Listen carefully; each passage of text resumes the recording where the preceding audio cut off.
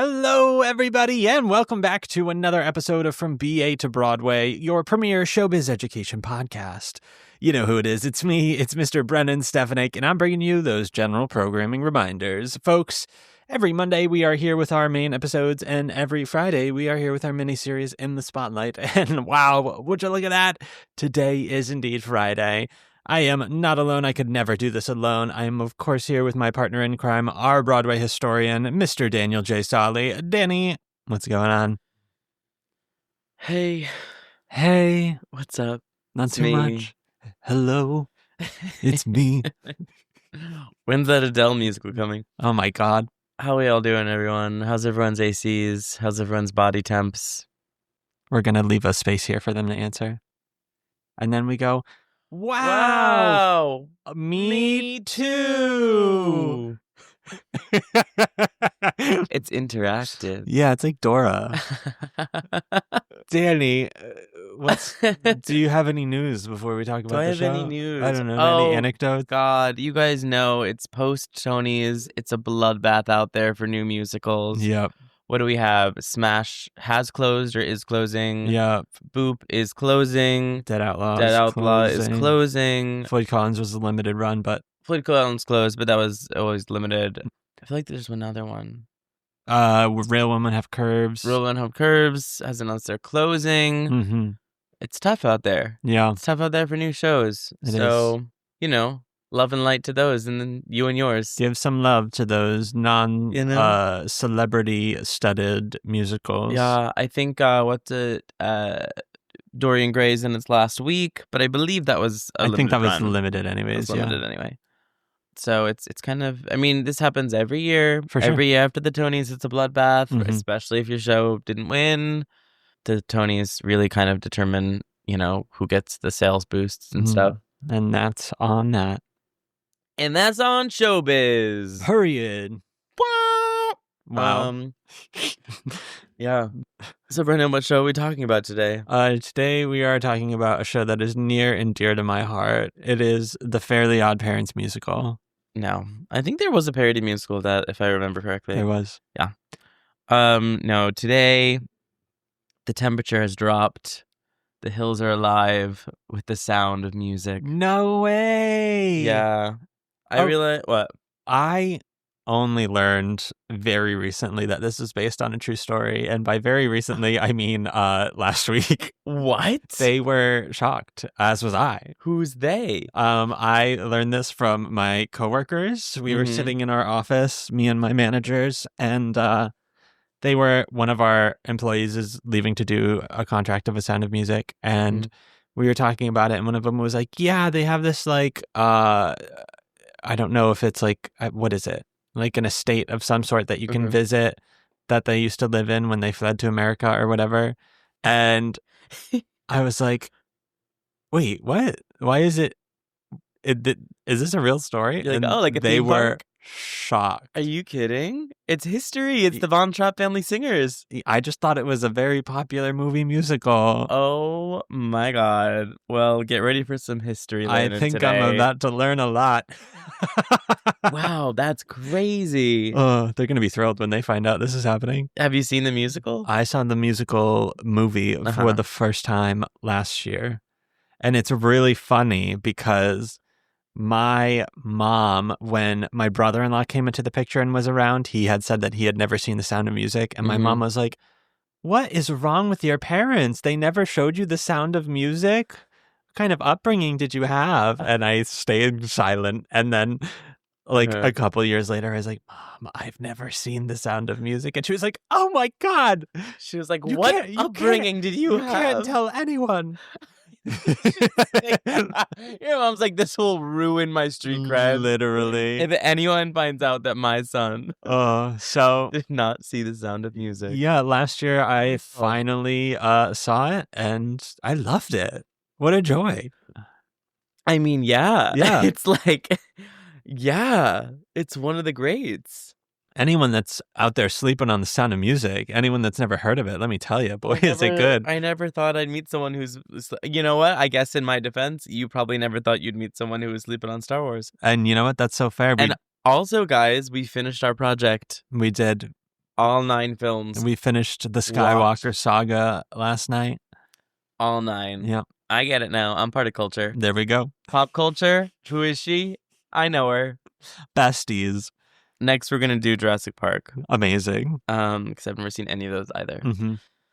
Anyway, The Sound of Music. Hit me. We don't do enough Rodgers and Hammerstein on this podcast. We I've don't. decided. We don't. I think we did. What did we do? Oklahoma. Yes. I think that's the only other one. We haven't done Cinderella yet. No, I don't think so. No. Yet? Are you like wanting to? I just feel like that's probably one we'll do eventually. I guess we can. It's a classic. Hit me with The Sound of Music. Sound of Music is based on a true story. First of all, let's just say, I want to say for the record, it is based on a true story. I never thought I had to say that. With music and lyrics by Richard Rodgers and Oscar Hammerstein, with a book by Howard Lindsay and Russell Krauss. And it's based off of the 1948 memoir of Maria von Trapp, the story of the Trapp family singers. And so the musical is set in Austria on the eve of the Anschluss in 1938. Of course. What is that, you might add? The classic Anschluss. The Anschluss was the annexation of the federal state of Austria in Nazi Germany. So we giggle at the funny word, but it's really serious. Yeah. Okay. I take it back. Hey, I take back those giggles. Oh, Jesus Christ. The show tells the story of Maria, who she's a postulate in a nunnery, who takes a job as a governess to a large family with 7 children, while she decides whether or not she wants to become a full-fledged nun or not, because she's kind of questioning her life choices and her path. After a rocky start, she falls in love with the children and with their widowed father, Captain Von Trapp, and ends up marrying him and becoming an official stepmother to all the children. Captain Von Trapp is ordered to accept a commission in the German Navy, but he opposes the Nazis. Good for him. You know what? So would I. So he and Maria decide to flee Austria with the children and escape on foot into the mountains of Switzerland while they sing their little songs. And that is the long and short of The Sound of Music. Mm-hmm. And so our kind of character breakdown here, we have Maria Rayner, later Maria Von Trapp. Of course. Captain George Von Trapp. And we have our 7 lovely children: Liesel, 16, Frederick, 14, Louisa, 13, Kurt, 11, Brigitte, 10, Marta, 7, Gretel, 5. Wow. And we have Mother Abbess, who is the head of the abbey, Baroness Elsa Schrader, who is a wealthy and sophisticated woman who, at the beginning of the show, is Captain Von Trapp's girlfriend, and she is presumably the woman that he is supposed to be marrying. We have Max Detweiler, who is Captain Von Trapp's friend. He is a music agent and producer. And we have Rolf, a 17-year-old Nazi delivery boy in love with Liesel. Mm-hmm. So, yeah, these are our players. It's obviously a fictionalized, dramatized version of the life of the Von Trapp family. There were 7 kids, but like all the names and all the ages have been changed. And the reason is that the character that Louisa is based off of, her name is Maria as well. Oh. So when they were writing the show, they were like, we can't have 2 Marias. Never. Let's change the name to Louisa. And then I think they were like, let's just change all the names to fit the narrative that we're going for. And so after watching The Trapp Family, which is a 1956 German film about the Von Trapps, director Vincent J. Donahue thought that the project would be a great show for his good friend and like Broadway legend, Mary Martin. So the project was originally supposed to be a straight play written by Lindsay and Krauss, featuring songs from the repertoire of the Trapp family singers, because they actually were a singing group. Okay. Basically, like, they were a very musical family. They sang, they performed, and I think they had immigrated to America, and they fell on hard times during the Great Depression. And so that's when they formed like the Von Trapp family singers, and they were like singing concerts for money and stuff. And then they thought to add an original song or 2 into the play written by Rodgers and Hammerstein. And when they got those 2 goofballs involved, those goofy guys, we kind of snowballed into the show turning into a full-blown musical featuring all new music by them. Heard. Several details of the Von Trapp family were obviously fictionalized. The real Maria was actually only hired as a tutor for one of the children who had been sick, not as a governess for all 7. Whoa. When the family decided to leave Austria, they took a train to Italy and then traveled to London and eventually made it to the U.S. instead of walking over the Fleeing Switzerland on mountains. foot Yeah. in the mountains. The mountain path that they presumably flee on foot in like the musical and the movie is over 200 miles. So not really realistic. You don't think they could have done it? But it creates a beautiful narrative, Oh, wow. you know, of them escaping, and like the whole thing is sped up for dramatization. It's like they actually like were married for 10 years and had several kids of their own by the time they had to leave Austria. Wow. But, you know, it's all drama. Yeah. And like the Von Trapps, they sold the rights to their story in the 50s when they made that original German film. Mhm. And then so the German people sold the rights to the producers of the musical. Gotcha. So by the time they were writing the musical, they weren't beholden to like historical accuracy. Heard. Which is like fine. They weren't making a documentary. Yeah. And so the original Broadway production opened at the L'Enfantin Theater in November of 1959. Whoa. And then moved... Huh? I don't know why that happened. 1959. And then they moved to the Mark Hellinger Theater before closing in June of 1963. Directed by Vincent Donahue and choreographed by Joe Layton, Mary Martin, and Theodore Bickel, don't know. Sure. They played the original Maria and Captain Von Trapp. That original production tied for the Tony Award for Best Musical. They tied with Fiorello. Wow. Interesting. And I looked it up. There have been 10 ties in Tony history. Wow. And I will reveal them on next week's episode. Drop your guesses in the comments. Interesting. Mary Martin won Best Actress, notably beating out Ethel Merman for Gypsy. Okay. And yeah, like Gypsy didn't have love that Tony's Award. Didn't win Best Musical, didn't win Best Actress. Kind of crazy. Kind of like this year. Oh.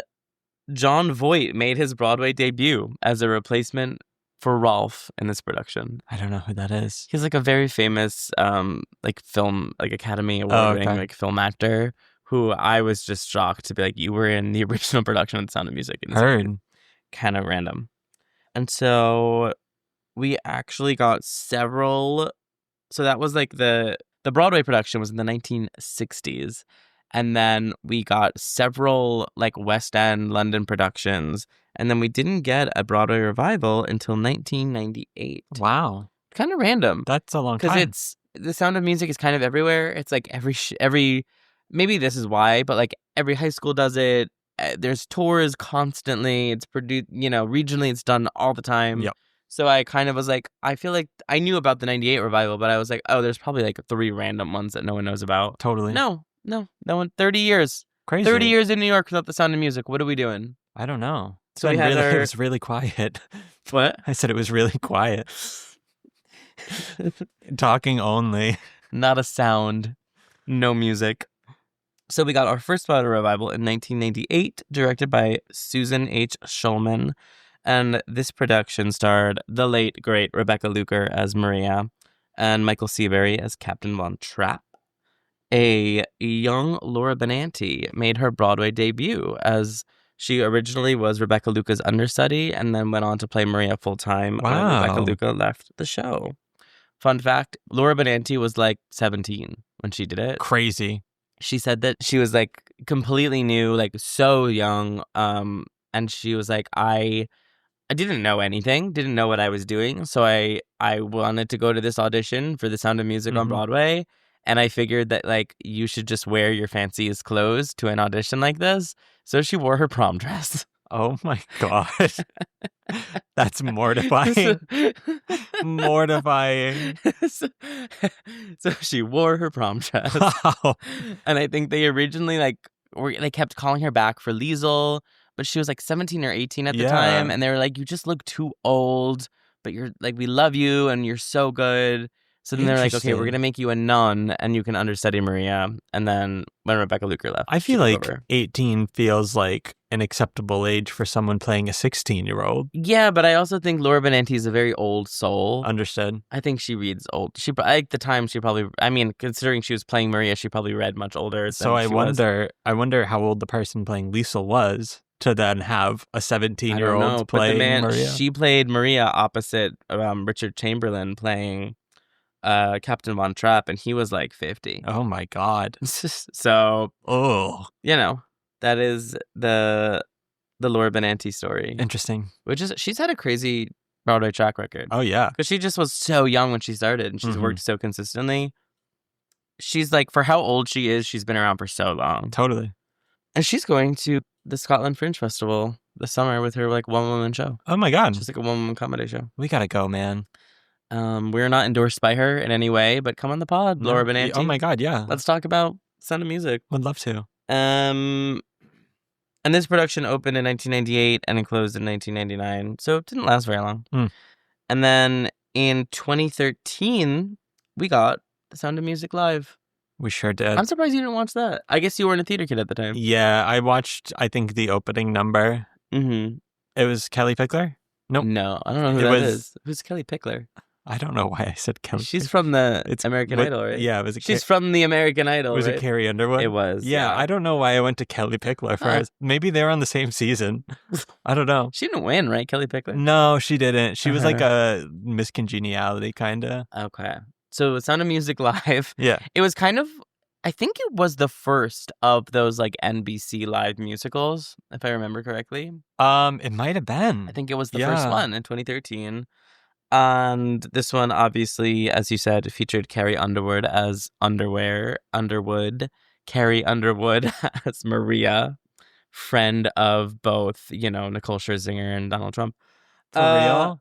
Carrie Underwood? Yeah. Oh, yeah. She performed at the inauguration. Oh, Yeah. yikes. Yeah. That's a loss. And you know what? Bo Bice would have never. He would have never done that, and that's why he should have won. Stephen Meyer played Captain Von Trapp. Laura Benanti played Elsa Schrader in her triumphant return to The Sound of Music.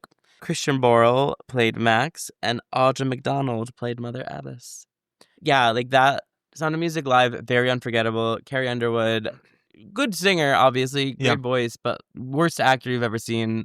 Just like deadpan said every line. The only thing you need to do is just like look up Audra McDonald singing "Climb Every Mountain." That's just all you need to know. Okay, that's all that matters from that. Great, that's what we got out of that. And Laura Benanti was wonderful as well. It was so funny because I remember when it was like everyone watched it. It had like a huge, million viewership, and everyone was like, "Oh my God, who's this like random funny lady playing Elsa Schrader?" And we were like, "That's like Broadway royalty who like should be playing Maria." But whatever. And obviously, what I think is like the most iconic out of anything having to do with Sound of Music is the 1965 film version. But of course, starring Julie Andrews as Maria and Christopher Plummer as Captain Von Trapp, directed by Robert Weiss. And fun fact, the real Maria Von Trapp, because she was real, had a brief uncredited cameo as a passerby. She was like a little passerby in the street during the song I Have Confidence. That's so fun. Yeah, like her and her daughter were like walking hand in hand down the sidewalk while Julie Andrews was singing. Wow. And I Have Confidence is I think there are two songs that were written for the movie. Okay. That have since a lot of productions add them into stage version sound. I Have Confidence was not in the original Broadway score. Heard. Julie Andrews was the first and only choice to play Maria. Wow. Ernest Lehman, who wrote the screenplay, and Robert Weiss saw footage from the unreleased film Mary Poppins before it hit theaters. And they were like, we got to get this girl. She's about to become a star. Yeah. And they like signed her on before Mary Poppins even got released. That's another one that I only just saw for the first time last year. Not last year, but I saw Mary Poppins for the first time like recently. Heard. Like I didn't grow up with Mary Poppins. Yeah, same. And honestly, I didn't love it. Oh my God. Did you love it? Yeah. Really? Yeah. Thought it was delightful. I didn't find it delightful. Okay. And I was like, I think I'm just like, oh, if I want to watch Julie Andrews play a singing, lovable British nanny, I'll pick The Sound of Music. Understood. Yeah. But, we watch it for the culture. Of course. Watch it for the culture. I saw it on Broadway, Mary Poppins. Oh, wow. It's fine. I haven't seen the stage version. Stage version is fine. Heard. Like some exciting parts. And like the Broadway, like the coolest thing about the Broadway production, which I remember to this day, were like the sets. Gotcha. These like huge, giant, beautiful British mansion sets that were just like flown in and flown out and stuff. But like the actual show is like kind of boring. Okay. Sound of Music. Yeah, I think that this is actually a very rare case of the movie version being much better than the stage version. Okay. Just like they reordered a bunch of the songs in the score that, in my opinion, just like make so much more cohesive sense than they do on stage. Yeah. And I think it's very difficult too. Like the movie is one of the best movie musicals, you know, one of the most classic movie musicals, well, excluding Present Company. Everybody grew up with it.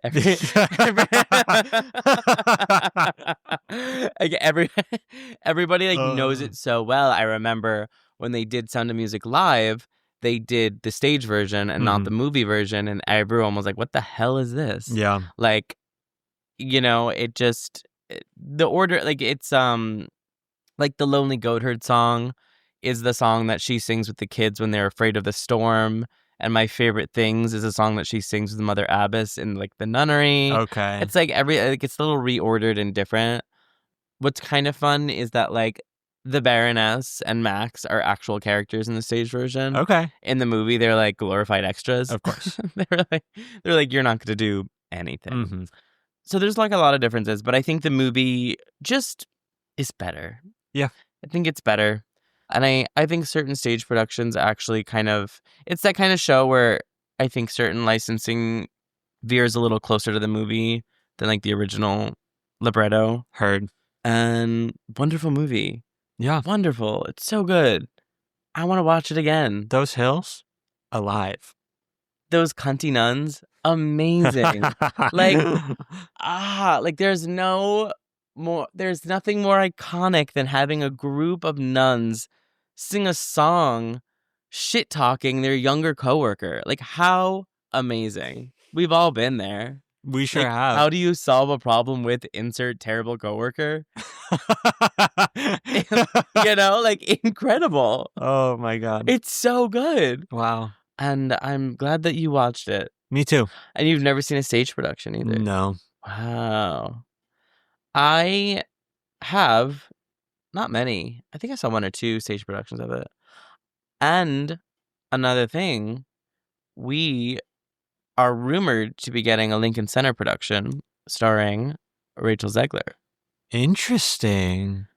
And as long as Jamie Lloyd doesn't get his grubby little fingers on that, I am happy. Heard. No hate to Jamie Lloyd. Oh, yeah. But if we're going to do Sound of Music, make it sets and costumes. I want it all. And color. And make it all happen in the theater. Yeah. Not that I don't actually really like his direction and for choices, sure. but not for this. No. I want it every 30 years we get a revival of Sound of Music. Is the rate we're going. And I think, look, people love to hate on this girl. They love to hate on this girl. And I'll be the first one to say red carpet interviews, cringy as all hell. Yeah. She's incredible. She's so talented. She would be she's a perfect Maria. Shit, we've already seen her, Maria. She played Maria? Yeah. In The Sound of Music? No. Oh, my sister. I was like, we already know she can play Maria. I was like, what did I miss? Yeah, I think she's perfect for this part. Yeah. And have you listened to the clips of her in Evita? No. Oh my God. Her voice is just gorgeous. She sounds incredible. Heard. I don't actually know the first thing about Evita. But I do hope that they bring it over here because I would love to see it. Yeah. But one thing I actually have heard about it is that it's a very like in-depth story and it's kind of convoluted plot-wise. And so with Jamie Lloyd's direction, where it's basically a staged concert, everyone's like, what the hell is this show about? Gotcha. So I've heard that it's one that you actually have to read the plot before you go see, which probably says something about the direction style that's lacking. Heard. But also, did you see the pictures of their bows? That you mean Sunset? Yeah. It's like... You mean Sunset Boulevard? He's like, okay, one thing about Jamie Lloyd is his leading man will be in his undies covered in a fake substance of some sort when he has to bow. Yep. He doesn't make the rules, he just follows them. Yep. So I hope that those rumors are true because I think we're overdue for a big Sound of Music revival. Yeah. And like Lincoln Center, perfect place for it. For sure. I love that theater. I love it. Anything else? Any other closing notes? Oh, fun fact. Everyone thinks that... So the whole score of The Sound of Music is written by Oscar... Rogers and... Oh my God. I'm having a stroke today. I'm tired. The whole score for this musical was written by Rodgers and Hammerstein for the show. It is all original show tunes. I think just because of the nature of the show, people started to think that Edelweiss is an Austrian national song, and it is not. It is like a musical theater standard written for the stage. And when they were making the movie, they hired a bunch of like Austrian extras because they were like working in Austria. And I forget like at what point they wanted them all to sing along to Edelweiss in like one of the scenes. And they were like, oh, just like you guys know the song, sing along. And they were like, why would we know this song? And they're like, is this not your Star Spangled Banner? And they're like, no. Oh my God. It's like, that's humiliating. They just like assumed Literally. that like they're like, oh, you know the national song Edelweiss, and they were like, what? That's the most American thing I've ever heard. And apparently, like the one place in the world where The Sound of Music isn't like a fully beloved musical is Austria. Oh, because I think that they are kind of like, what a ridiculous misrepresentation of our country. Gotcha. This movie is. And, you know, it's great for tourism because there's a bunch of like Sound of Music tours in Austria. But the locals are kind of like, this is not what Austria is about. Yeah. Like, what are you Americans doing? So that is a fun fact. Love. And another fun fact. Highly recommend. Julie Andrews has a memoir. I highly recommend reading. It's wonderful. She's got a really, really, really interesting career and like life history. And they had a home in Switzerland. Julie Andrews? Yes. Oh, okay. And she was like, right after I had a baby, we were like staying in our Switzerland home. And in order to like lose the baby weight, I would like hike on the mountain trails all the time. And she's like, it's so beautiful. It's calm and serene. And I was just like alone hiking through the mountains of Switzerland. And I broke out into song. And I was singing The Sound of Music to myself.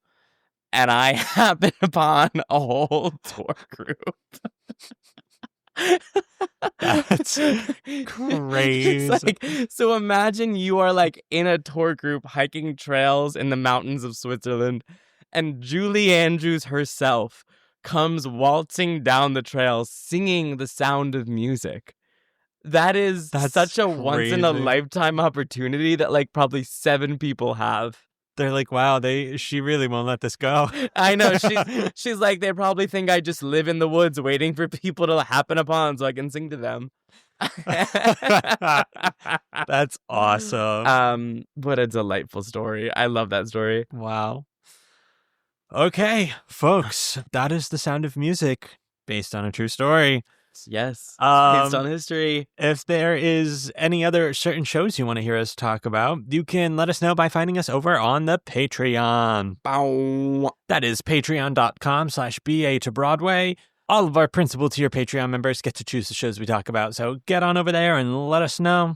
As always, you can find us on most social media platforms at BA2Broadway. You can find me at Brennan Stefanik. You can find me at D Sauls. And until next week, folks. Bye.